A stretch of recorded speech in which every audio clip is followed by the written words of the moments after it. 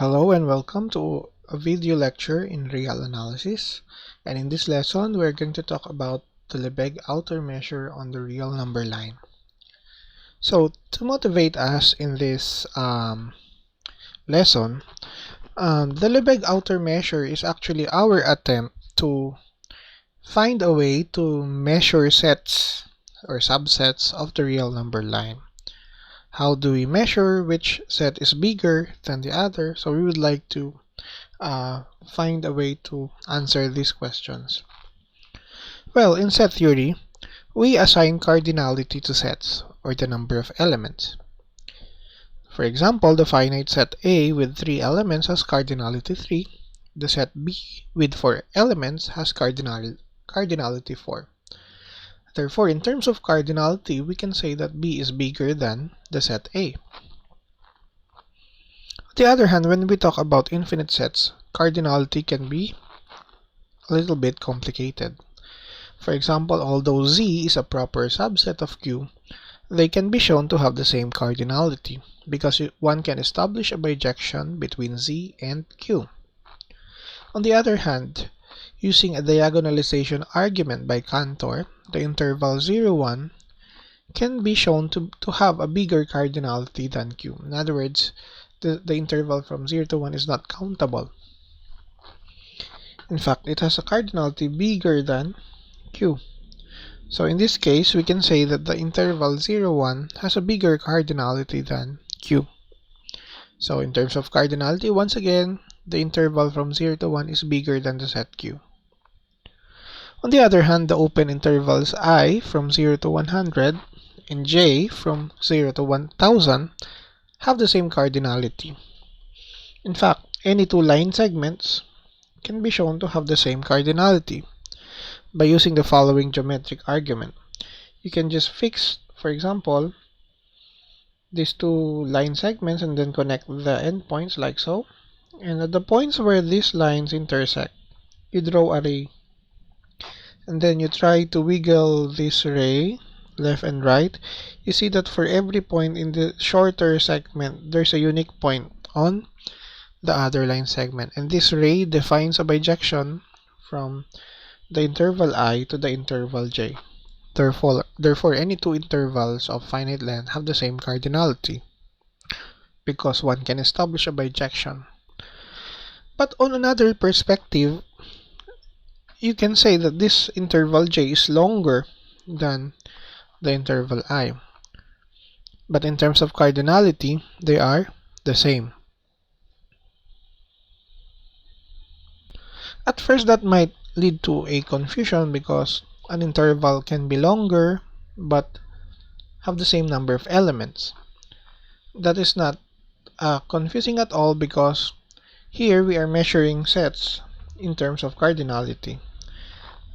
The other, we are measuring sets in terms of lengths. Just like in real analysis, we assign length to an interval. For example, the bounded interval I from 0 to 100 has length 100, and the interval J from 0 to 1000 has length 1000. Therefore, in terms of length, J is a bigger interval than I, or should we say longer? Unbounded intervals have infinite length. The Lebesgue outer measure is our attempt to extend the notion of length to an arbitrary subset of R. For example, can we ask about the length of Q, or is it proper to call it the length? For subsets which are not intervals, this extension is what we call the Lebesgue outer measure. So to formally define the Lebesgue outer measure of a set, let us first define the length of an interval. If I is an interval of real numbers, and I is bounded with endpoints A and B, where A is less than B, the length of I is just defined to be the difference B minus A as usual. But for an unbounded interval, we simply set the length to be infinity. For example, if I is the interval from minus 4 to 3, then its length is 3 minus negative 4 or 7. Take note that it doesn't matter whether this interval I is open or closed, or half closed, half open, because the length does not matter. Or I mean, the type of the interval does not matter in calculating the length. It's just a matter of looking at the endpoints. Yun ang magmamatter. On the other hand, because the interval from 5 to infinity is unbounded, then we simply set the length to be infinity. As a convention, we consider the singleton containing A as a closed interval, AA. On the other hand, the empty set, we consider it as the open interval from A to A. Hence, as per convention, the length of the singleton and the empty set is 0.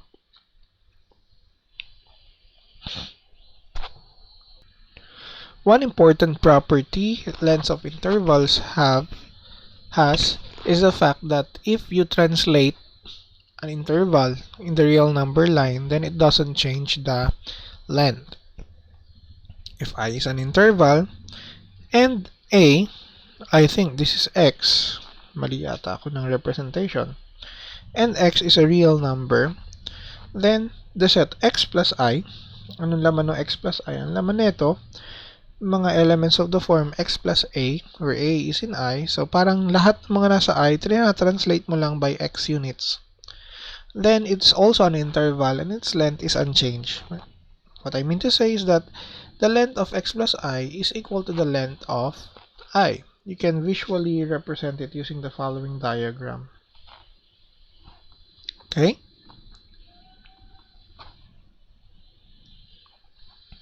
We can now define what we mean by the Lebesgue outer measure. If A is a subset of R, let's consider the collection. So we will define the Lebesgue outer measure in steps. First, we consider the collection of sequences IK of open intervals that covers A. What do I mean by that covers A? It's a sequence of open intervals. I'm sorry, something is missing here. Wala yung IK. Na atat ako mag-type sa LaTeX. There should be an IK over there. Titignan mo lahat ng mga sequences of intervals that covers A. By that, I mean yung union ng mga intervals, subsets A, or tinatakpan sa A. Pag nakuha mo na lahat ng mga sequences that covers A, titignan mo naman yung set of all sums ng mga lengths. Kukunin mo yung length ng bawat isa, i-add mo, may isa kang sum. So, bawat isang covering ng A, kukumputin mo yung sum ng mga lengths ng mga intervals. Put the sums in S. It could be infinity, it could be 0, it could be 39, or whatever. Lahat yun nasa S. The infimum of the set S. Certainly S is bounded below because lengths cannot be negative. So it has an infimum. The infimum is called the Lebesgue outer measure of A. In our case, it's denoted by like absolute value. But we will not read it as absolute value kasi anyway set ito, hindi naman siya number. So by this we mean the Lebesgue outer measure. Now some authors like Royden uses M star to denote the Lebesgue outer measure. But for us, we will be using like the absolute value symbol for the Lebesgue outer measure. Okay? In general, no? Or in other words, pala, IK ulit ito. The Lebesgue outer measure of A may be written in the following form. It's the infimum of the set of all sums of this form where IK is a sequence of open intervals covering A. So, parang open cover yung mga IK. Ina-add mo yung mga lengths, tinitignan mo ano yung so parang in a way the Lebesgue outer measure, it's like it's the length, it's the total length of a sequence of open intervals whose size are just enough to cover A. Kasi kinukuha mo yung infimum, just enough to cover A. What's the sum of the lengths of those intervals? Remarks. The outer measure is defined for every subset of R. Of course, because the length of the empty set is 0, The Lebesgue outer measure of the empty set is 0. That's kind of obvious because any kind of open cover will cover the empty set because the empty set is a subset of any set. So the infimum of all the possible sums is 0 because given any epsilon greater than 0, pag gumawa ka ng argument na let epsilon be greater than 0, I can always form a sequence of open intervals na halimbawa, I can just consider this ano ba? 0 to epsilon over 2 to the k, for example, k from 1 to and so on. O, pag in-add ko ngayon yung length ng mga ik na yan, ano ba length? I-add mo lang epsilon over 2 to the k from 1 to infinity. Ang lalabas na ito, epsilon. O, lagyan natin plus 1.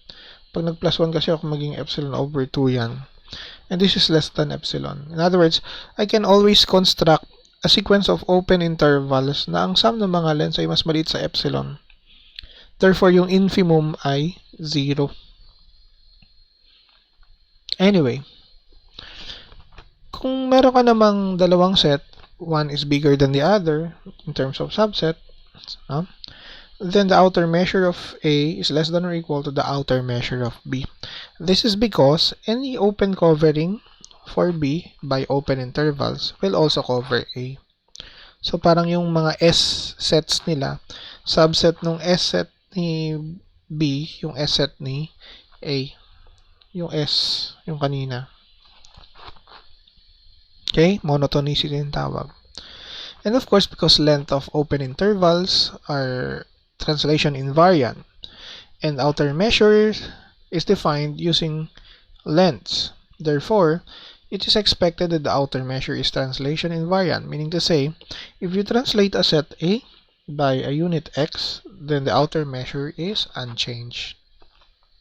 In other words, the outer measure is translation invariant. Let's look at an example.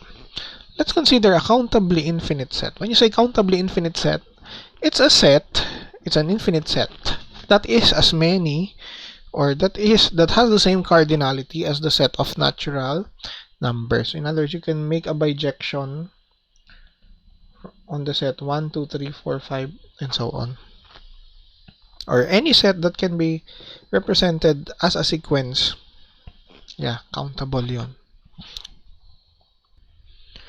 We will show that the outer measure of A, although it's infinite, but it's countable, we will show that it has outer measure 0. Lebesgue outer measure 0. Sometimes I drop the word Lebesgue. Now this is named after Henry Lebesgue, who first thought about this. It was his dissertation in his doctoral degree in mathematics in 1901. This theory is not really old, no?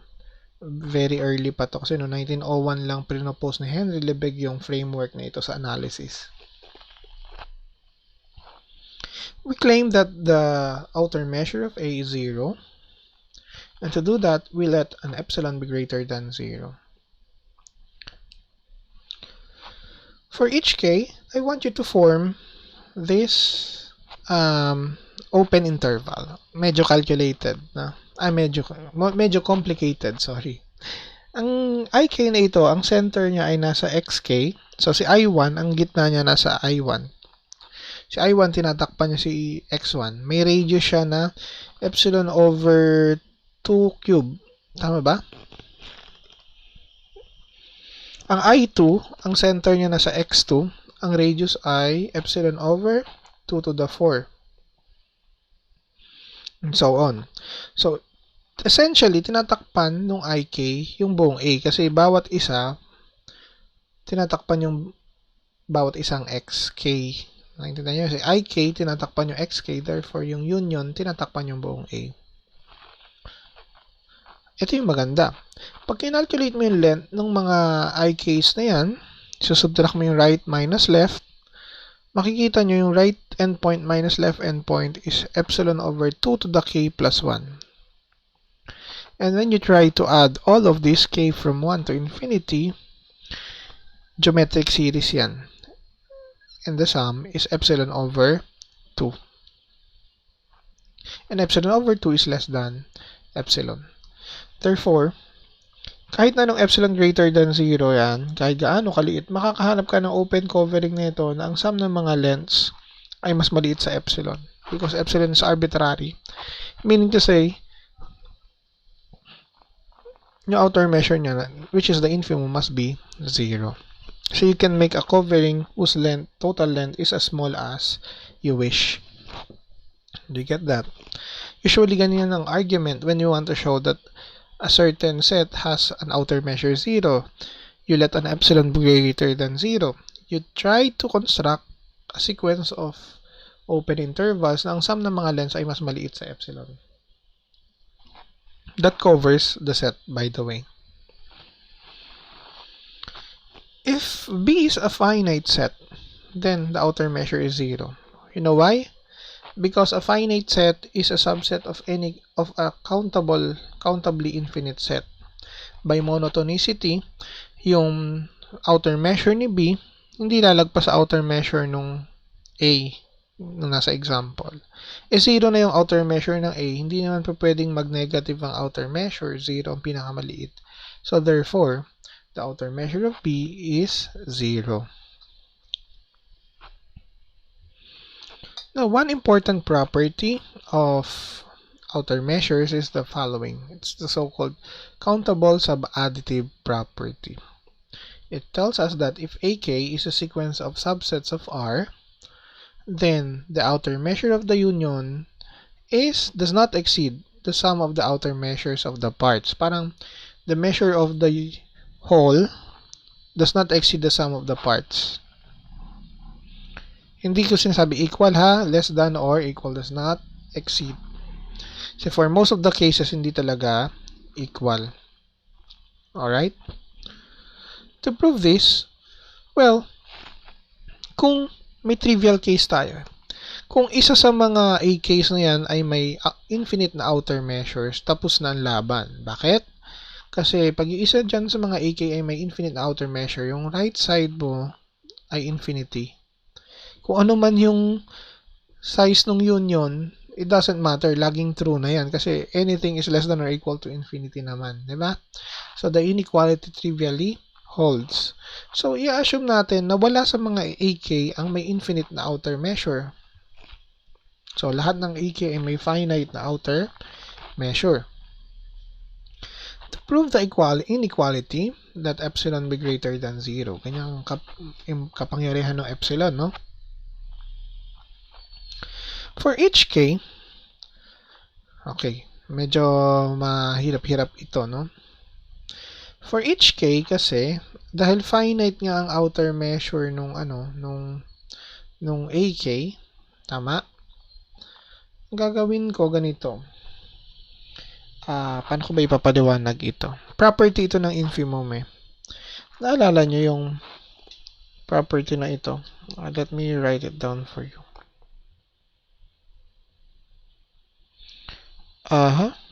For every epsilon greater than 0, there exists an A in A such that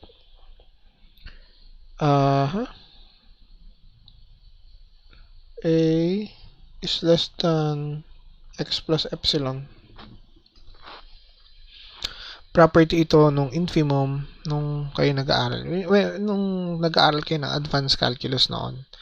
Yung property nito means that if A is the least, X is the least upper bound, greatest lower bound rather.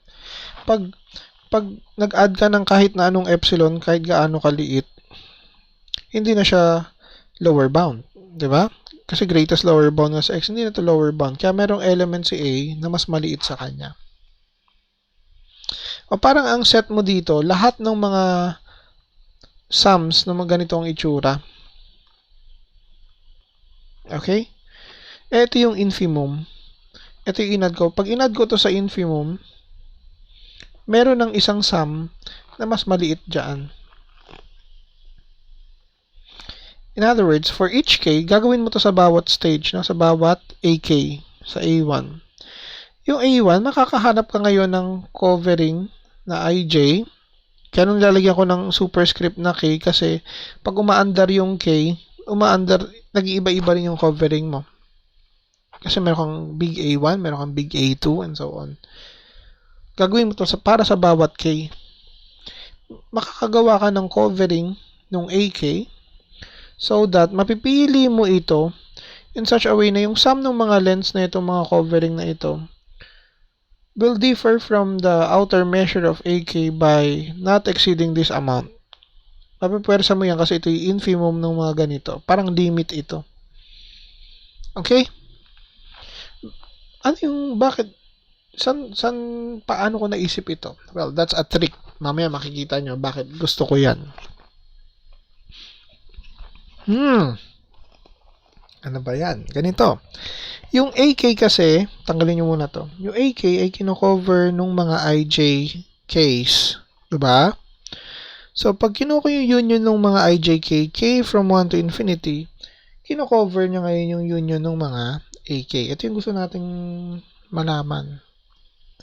Therefore, pag kinolekta mo lahat ng mga IJKs, K from 1 to infinity, it's a countable collection of open intervals covering the union of AKs.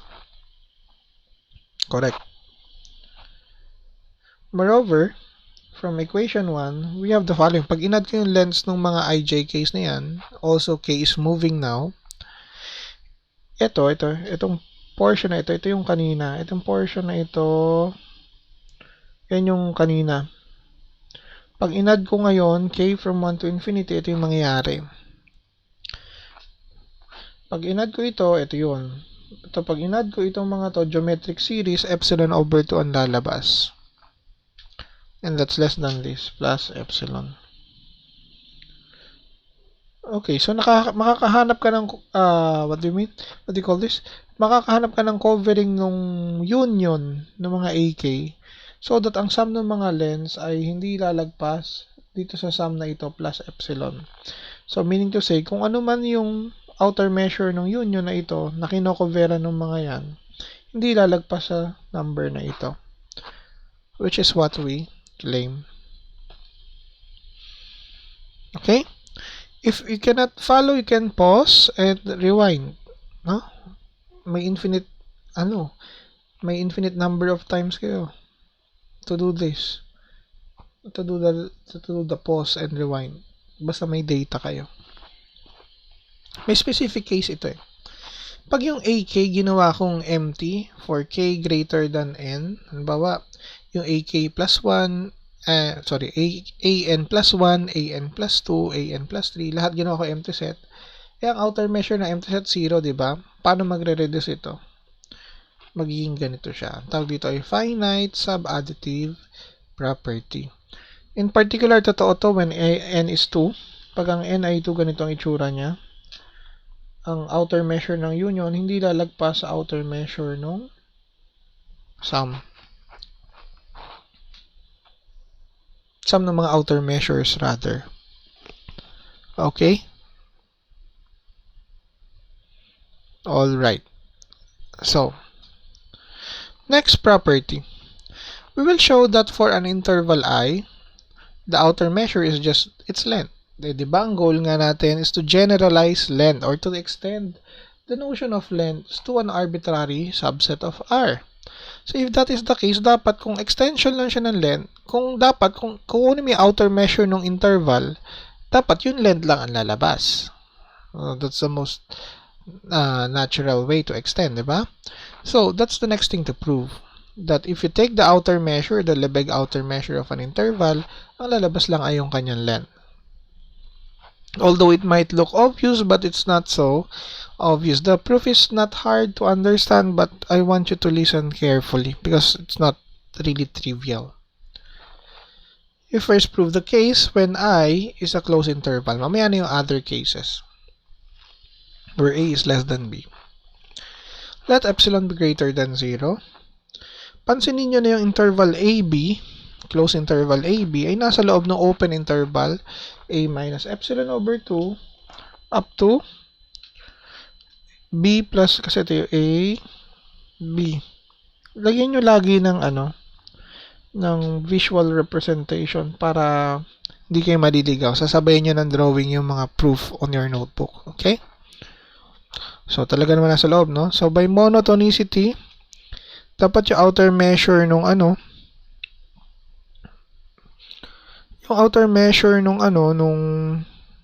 by definition, yung outer measure nung I, hindi lalagpas sa B minus A plus epsilon. And because epsilon is arbitrary, it means to say that the outer measure of I is less than or equal to B minus A, and B minus A is the length of I.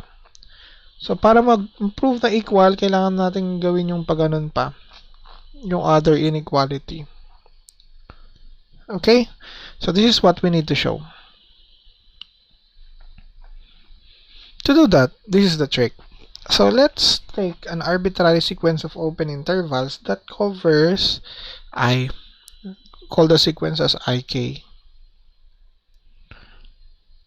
By the High-Neberel theorem, covering ito di ba?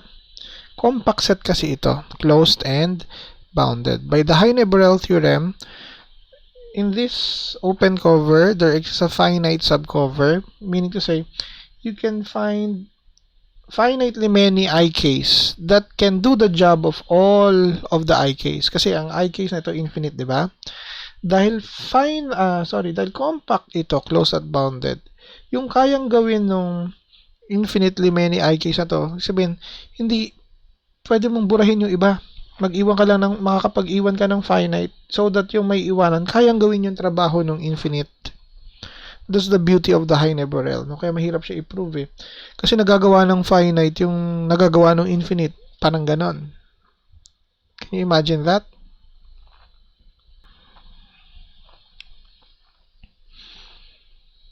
Okay. So we only need to show that AB, kapag yung AB nasa loob nito, no, kailangan mapakita natin na yung sum ng mga lengths ng mga ito ay hihigit or equal sa B minus A. Kasi pag nangyari ito, yung infimum ng mga yan, hindi bababa ng B minus A. So, how do we show that? We will proceed by induction. Ito yung papakita natin. We will do that by induction. If n is 1, then AB is a subset of I1.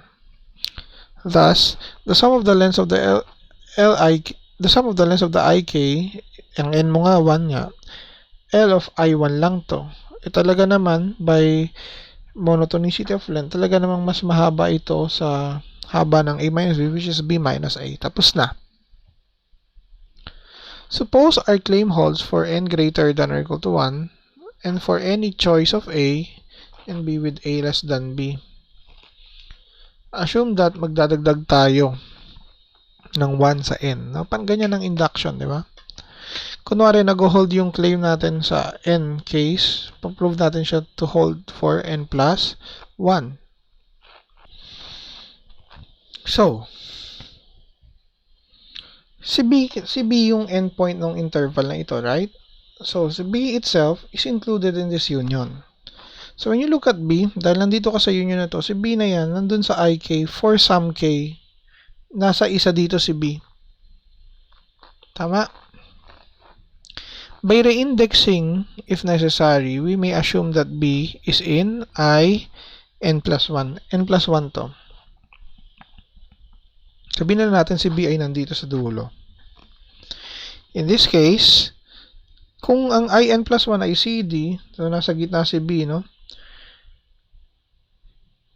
Si C ay less than or equal to A, at yung length ng I n plus 1, mali, ganito. In this case, kung yung I n plus 1 pinangalanan kong CD, at yung C, kasi yung B nasa gitna, no? At kung yung C ay mas maliit sa A, sabihin yung AB papasok sa loob ng CD. Kaya yung length ng I n plus 1 alone, greater than or equal to B minus A na. And there's nothing left to prove. Diba? So, kunwari ito hindi totoo. Kunwari ang A ay less than C, ganito ang mangyayari. Okay, ito kunwari yung picture, no? Si B nasa gitna ng A at D, C at D, pero yung A nasa kaliwa ng C. Parang ganun yung picture. Ito, ganyan yung nangyari. Then, makikita nyo yung AC, no? Nasa loob yan ng I1 up to union ng I1 hanggang IN. Right. By induction hypothesis, nag-hold yung conclusion natin for N, kaya ito, greater than or equal to C minus A. Ito kasi kino-cover daw ng hanggang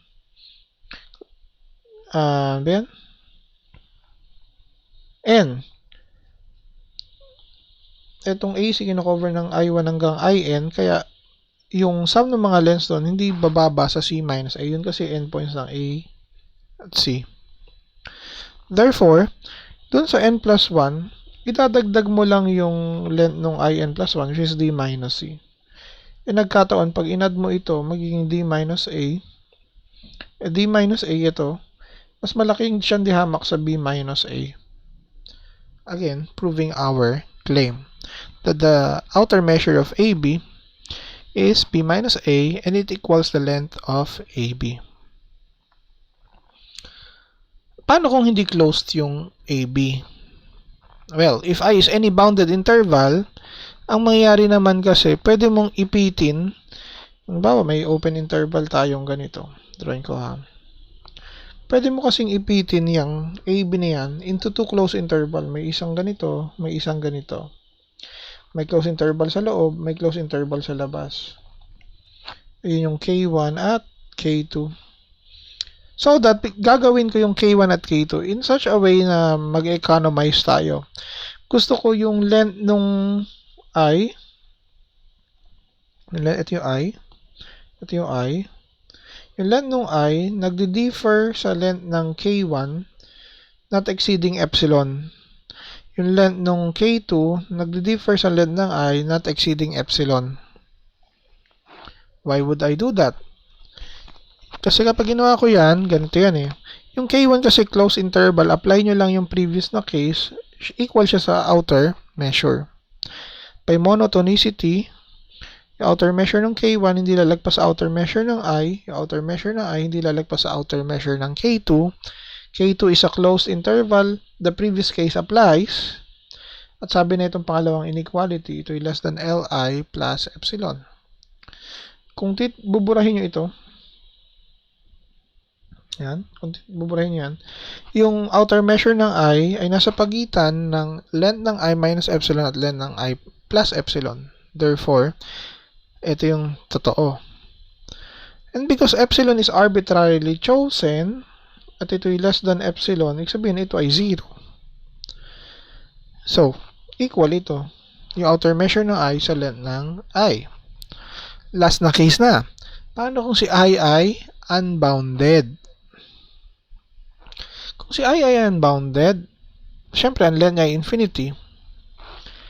Kung ang n ay, pumili ka ng kahit anong n, dahil nga unbounded si I, pwede kang pumili ng close interval na malaking-malaki, kahit gaano kalaki, na nasa loob ng I. In this case, I will select a close interval inside I na ang length ay n. By monotonicity again, yung measure ng I, outer measure ng I, ay hindi bababa sa outer measure ng K. At ang outer measure ng K, because K is a closed interval, the previous case applies, equal siya sa length ng K, which is n. So, yung outer measure ng I ay greater than or equal to n, hindi bababa sa n, for any n. Sabihin, may number, may element ako, may outer measure na ako na mas malaki sa kahit na anong natural number. Ano yun? Infinity. So, outer measure na I, infinity, which is also the length of I. And this completes the proof of the theorem. Hawa ng proof noon, very complicated. Well, ito lang naman ang importante. Ito yung summary. The Lebesgue outer measure is defined for all subsets of R. It is monotone. The bigger the set, the bigger the outer measure. It is also translation invariant. Then the outer measure of interval is its length. So it's a generalization of length. Right? And it's also countably subadditive. If you have a sequence of subsets of R, ito to. Yung measure of the whole does not exceed the sum of the measure of the parts. Okay? Siguro, a curious question would be, under what conditions is the measure of the whole, no, equals the sum of the measures of the parts? Ano ba sa geometry, when we talk about areas of regions, no, ano ba? Kung ganyan yung hati mo, let's say ito yung A1, ito yung A2, yung area ng buo, equal, di ba? Sa area ng mga parts. Bakit kaya? Pero kapag ganito, halimbawa, ito yung A1, ito yung A2, nag-overlap silang ganyan, no? Meron ditong portion na intersection. Hindi mo pwedeng sabihin ng area ng union ay equal sa sum ng mga areas. Kasi kapag sinum up mo yung areas na itong dalawa, may region kang nada-double count. Kaya normally, ito talaga ay mas malaki. So, a good guess, no? Kailan kaya nag-equal to? A good guess is when A and B are disjoint. So, well, ang tanong, nag-follow nga ba? Well,